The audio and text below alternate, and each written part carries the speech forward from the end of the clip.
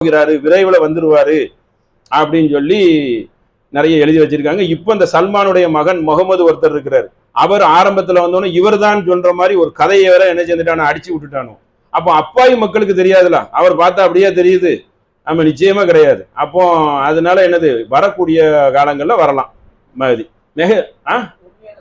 அது உண்மையான தகவல், ஆதாரபூர்வமான நபிமொழி, அதுல எந்த சந்தேகமும் கிடையாது.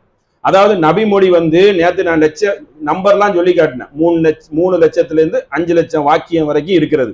அதுல சில நூறுகள் சில ஆயிரங்கள் உள்ள என்ன இருக்கு, புனையப்பட்ட செய்திகள் இருக்கிறது.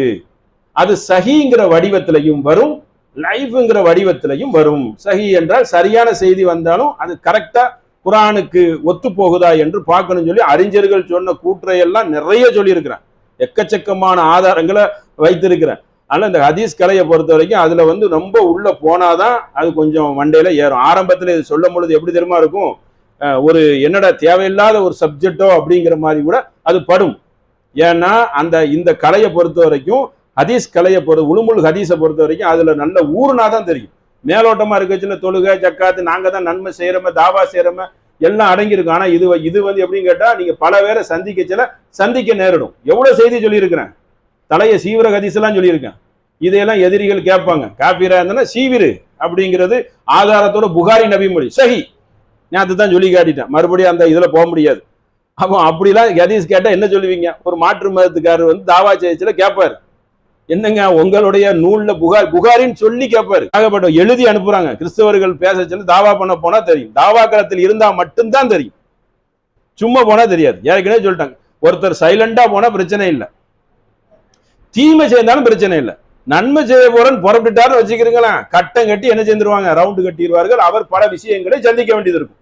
நல்லதுக்கு அவ்வளவு பெரிய அடிகள் விழுந்துரும். ஏன்னா ரெண்டுலையுமே அவன் தப்பிச்சிருவான். கம்முன்னு போனா தப்பிச்சிருவான், அவனுக்கு என்ன பிரச்சனை இருக்கு.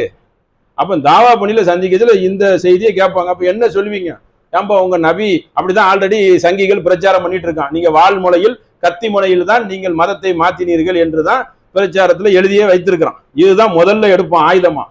நமக்கு தெரியல, நம்ம அப்பாவியா இருக்கிறோம், வெளுத்ததெல்லாம் பாலுன்னு சொல்லி இருக்கிறோம். ஏன்னா அந்த மாதிரி இருக்கும், நம்ம நல்ல இடத்துல இருக்கிறோம். நம்ம சிந்தனையே என்ன இருக்குது, வெளுத்ததெல்லாம் பால், அப்படி உதவினா ஓடி போறோம். அவங்க சிந்தனை அப்படி இல்லை, அவங்க கெதி கலங்கி போய் இருக்கானுவோ. இந்திய நாடு பங்களாதேஷ் பாகிஸ்தான் பிரிஞ்சு இங்க பல கோடிக்கணக்கான மக்கள் இஸ்லாம்ங்கிறது ஈர்க்கப்படக்கூடிய மார்க்கம். இதை இப்படிப்பட்ட ஒரு கதையினால் கட்டவிழ்த்து விட்டாதான் என்ன செய்ய முடியும், அதை தடுத்து நிறுத்த முடியும். அவன் பார்க்கறான் ஆதாரமற்ற ஹதீஸ், அன்னைக்கே யூதர்கள் உள்ள புகுத்திட்டான், அதை இவன் புடிச்சுக்கிட்டான், கெட்டியா புடிச்சுக்கிட்டு அடிச்சு விட்டுரு. யாராவது இஸ்லாத்தை விட்டு வெளியே போனா இஸ்லாத்துக்கு கலையை சீவிரு அப்படின்னா சீவிருன்ட்டு